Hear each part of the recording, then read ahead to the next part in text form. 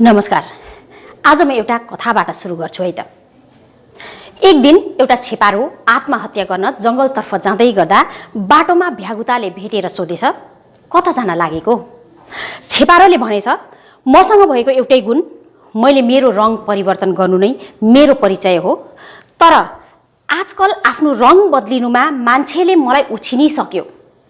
यसैले अब मैले बाँचेर पनि के गर्नु, बरु मर्न चाहन्छु। त्यसपछि कथा यस्तो छ। ह्युमन नेचर बारे त यहाँहरू राम्रोसँग परिचित हुनुहुन्छ होला। मानव स्वभाव हो, परिवर्तनशील हुनु असम्भव त होइन। व्यवहार कहिले एक समान नरहनु पनि सक्छ। तर राजनैतिक नेताहरू भने यो गुणले परिपूर्ण हुन्छन्। कहिले, कति बेला, कसरी नेताहरूले आफ्नो रङ बदलन्छन् त्यो त मैले यहाँ बताइरहनु पर्छ जस्तो लाग्दैन। जे होस्, आजको दिनमा त राजनीतिमा यसरी रङ बदलिनु पनि एक प्रकारले फेसन जत्तिकै भइसकेको छ। जसले जति कुशलताको साथ रङ बदलिनु सक्यो उनै अब्बल नेता। खासमा भन्नु हो भने जनताले पनि नेताहरूको सादा रङ त मनै पराउँदैन। कुनै नेताले काम गरोस् नगरोस्, तर उसले गर्छै गर्छु भन्न चाहिँ छोड्नु हुँदैन। जनताको बीच सुपरहिट नेता उनै हुन्छ। ढाट्नु, छल्नु, झुट बोलेर ठुल्ठुला कुरा गरेर जनतालाई मक्ख बनाउनु नसक्ने नेताको राजनीतिमा के काम? मुद्दा चाहे जेसुकै होस्, मसला चाहिँ भरपुर हुनुपर्छ। दिल्ली र कोलकाताले जेसुकै भन्दै गरोस्, यता आएर हुँदैन, दिएन भन्नु चाहिँ पटक्कै भएन। कुरा हाई लेभलको हो। हाई लेभलको कुरा जनताले बुझ्न थोरै न जरुरी छ। कुरा केही अघिको हो। पहाडबाट जाने एउटा टोलीलाई एकजना केन्द्रीय मन्त्रीले भनेका थिए रे, गोर्खाल्यान्ड पाएर के गर्नुहुन्छ? फाइदा पाउनुमा होइन, मागिरहनुमा पो छ त। पाएपछि भोलि सत्तामा अर्को आएर बसिदिन्छ। किरा फट्याङ्ग्रा जति पनि तपाईँहरूको गन्ती हुँदैन। बरु मागिरहनुहोस्। मागिरहँदा कमसेकम नेता त बनिरहनुहुन्छ। अब यति राम्रा सुझाव दिने ती केन्द्रीय मन्त्रीज्यू झन् कति कुशलताको साथ आफ्ना रङ बदलिँदा हुन्, कुरैबाट अनुमान लगाउन सकिन्छ। झिना मसिना नेताहरू त छोडिदिउँ, अलिक ठुल्ठालु नेताहरू पनि छोडिदिउँ, अझै बडेमानको नेताहरू पनि छोडिदिउँ। सबैभन्दा ठुला नेता अर्थात् देशकै प्रधानमन्त्री मोदी साहब कति शालीनताका साथ रङ बदल्छन् भनेर साध्यै छैन। यो पनि कुरा निकै अघिको हो। एकपटक एउटा च्यानलका एकजना पत्रकारले गोर्खाल्यान्डको सन्दर्भमा प्रधानमन्त्री मोदीलाई प्रश्न सोधेका थिए। प्रश्नको कूटनैतिक उत्तरमै उनले यति चतुरतापूर्वक रङ बदलेका थिए कि आफै हेरेर बुझ्नुहोस्। आप दार्जिलिंग एक सीट के लिए आप गोरखालैंड को जो मांग है उसको सिंपैथी से विचार करने का आश्वासन दिया है, जो कि सत्ताधारी पार्टी बोल रहे हैं कि राज्य का तोड़ने का कोशिश कर रहे हैं। इतने बड़े देश में आप रीजनल एस्पिरेशंस को घाव मार मार करके दबाने की कोशिश करोगे तो घाव ज्यादा उभरेगा। सिंपैथेटिकली हर एक की भावनाओं को समझना चाहिए, समझाने की कोशिश करनी चाहिए और संवाद से रास्ते निकल सकते हैं। और ये बात सार्वजनिक रूप से मुझे कहनी चाहिए, मैंने कही है। तो आप समझ के गोरखालैंड की मांग को निरस्त करेंगे? नहीं, मैं क्या कहता हूं, अगर मेरे इस भाषण के वाक्य को किसी ने चैलेंज किया तो मैं आपको समझा रहा हूं। अच्छा। कि क्या है, तो ये है।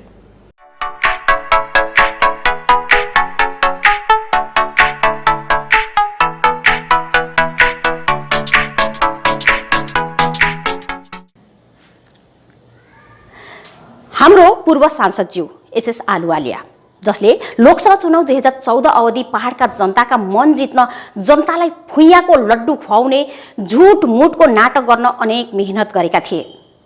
बंगाल आफ्नो जन्मभूमि भएको जताएर पहाडका समस्त जनता नै आफ्नो सन्तान भनी उनले सक्दो चिप्ले घसे। गोर्खाल्यान्ड हुन्छै हुन्छ, म ल्याएर दिन्छु भने सांसदज्यूले चुनाव जितेर दिल्ली फर्केपछि फेरि अनुहार देखाएनन्। जनताको ढाडमा यहाँ सीआरपी र बंगाल पुलिसको डण्डा बजारी रह्यो। उता सांसदज्यूको गुप्तवास सकिएन। मर्न लागेको बिरामीलाई दबाई हुन्छ भन्दा पनि उनको दर्शन दुर्लभ हो। फर्किएर अन्तिम पटक यसरी आए कि हिजो उनलाई सांसद बनाउनेहरूलाई नै उनले त विदेशी घोषित गरिदिए। छेपारोले त शरीरको रङ मात्र बदलन्छ, उनले त तन मन वचन नै बदलाइदिए। जे होस्, यो त कुरा निकै अघिको भयो, छोडिदिउँ यस्ता पुराना कुराहरू। अब कुरा केही नयाँ गरौँ। भर्खरै मात्र सदनको शीतकालीन सत्रमा दार्जिलिङका सांसद राजु विष्टले फेरि एकपटक पहाडका मुद्दा उठाए। अति खुसीको कुरा हो। उठाए मात्र होइन, उनले त पहाडका मुद्दाहरू यति बिघ्न उठाइसके कि अब त ओभरफ्लो हुने स्थितिमा पनि पुगिसकेको छ। यताबाट भने ठेलेकै, तर बाध्यता के छ कुन्नी, सांसदज्यू उता जिरोदेखि अघि बढ्नै मान्दैनन्। तर पनि पहाडवासीको निम्ति सांसदज्यू यति बिघ्न खटेर पहाडका 484 मुद्दाहरू खोजी निकाल्छन् अनि बल्ल तल्ल पाएको 2 मिनटमा बोलेर राखिदिन्छन्। जुन कुरा बोल्न भनेर जनताले उनलाई सांसद बनाएर सदनमा पठाएको, त्यो कुरा चाहिँ कहिले बोल्छन्? जनता गत 3 वर्षदेखि पर्खिएर बस्यै छ। असाँच्चै पर्खिएर बस्ने कुरा गर्दाखेरि एउटा कुरा याद आयो। दिवाली सकिने बित्तिकै नै हो नेताहरू वार्ताको बुलावा पर्खिएर बसेको। गत वार्ताको क्रेडिट निकै हदसम्म अबागोलीले पनि लिन सफल भए थियो। त्यसपछि भने बिसाएको अबागोलीहरू अहिले हात मुख धोएर अजय एडवर्डको हाम्रो पार्टी अथवा अजय एडवर्डको पार्टीको पछि लागेको देखियो। गोर्खा भएपछि जाति नै गोर्खा, अस्तित्व नै गोर्खा, चिन्हारी नै गोर्खा। जाति प्रेम त प्रदर्शनीमा होइन, आत्मामा बस्नुपर्छ। नामले काम गर्दैन नि, काम गरेर नामलाई पो बचाउनुपर्छ त। फेरि गोर्खा शब्द जोडेको पार्टीले चाहिँ अहिलेसम्म कुन्ताको झण्डा गाड्न सकेका छन्, त्यो पनि हेरौँ न। यस्ता झिना मसिना मामिलाहरूमा उल्झिरहनुभन्दा अबागोलीसँग एउटा राम्रो अवसर थियो किशोर प्रधानहरूसँग दिल्ली जाने। खै किशोर प्रधानहरूले लान नमानेका हुन् अथवा उनीहरूले जान नखोजेका हुन्। किशोर प्रधानहरू एक्लै दिल्ली गए। छोडिनु त अरू पनि धेरै छोडिए। गर्नै पर्ने काम त खास दिल्लीतिरै हो नि। असमकाहरू दिल्ली जान्छन्, झारखण्डकाहरू दिल्ली जान्छन्, तेलङ्गानाकाहरू दिल्ली जान्छन्, कश्मीरीहरू दिल्ली आउन खोज्छन्, किसानहरू दिल्लीमै भेला हुन्छन्, गोर्खाहरू पहाडमा कराई बस्छन्। पहाडमा बसेर ट्याउँ बोली बस्नेहरू सबै मिलेर 1 लाख गोर्खाहरूले दिल्लीको सडक र जन्तर मन्तर ढाकिदिन सकेको भए आहा क्या असल हुने थियो। सदनको शीतकालीन सत्र चलिरहेछ।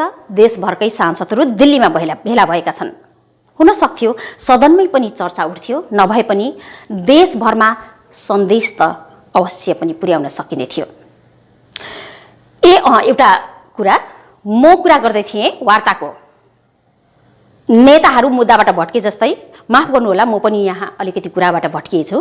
र दिवाली सकेको निकै भइसकेको छ, अर्को वार्ताको अत्तपत्तो छैन।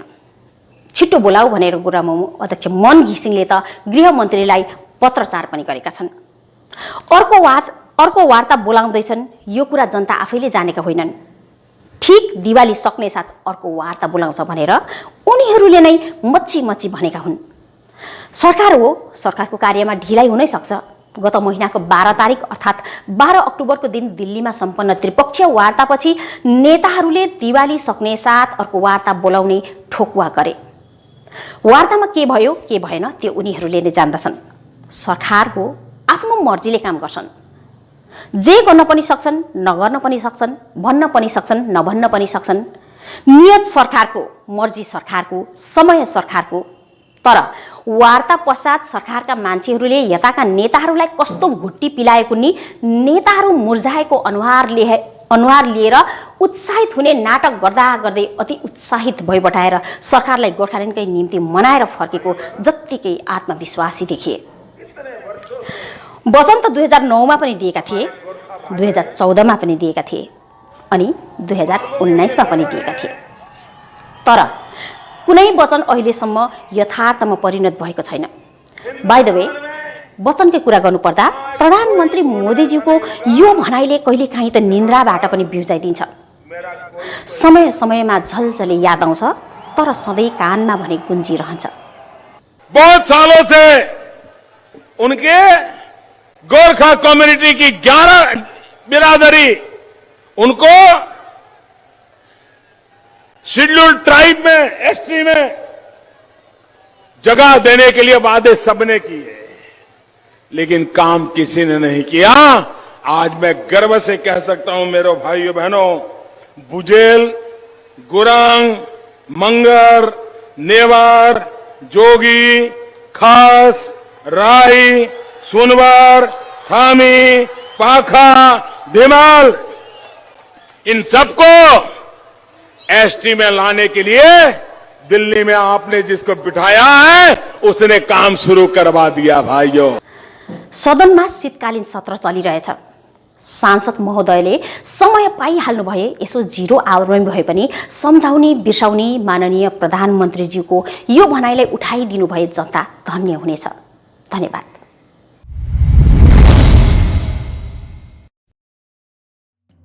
Eklavya Institute of Management is one of the premier institute of hotel management in Siliguri. With more than 6 years of experience under its belt, Eklavya provides 100% placement assistance guarantee.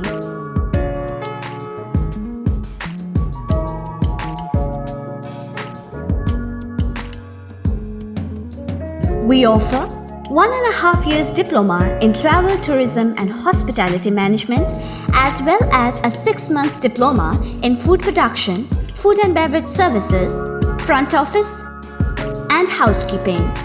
For further details, contact Eklavya Institute of Management, Lama Building, behind Hotel Heritage, Patel Road, Pradhan Nagar, Siliguri.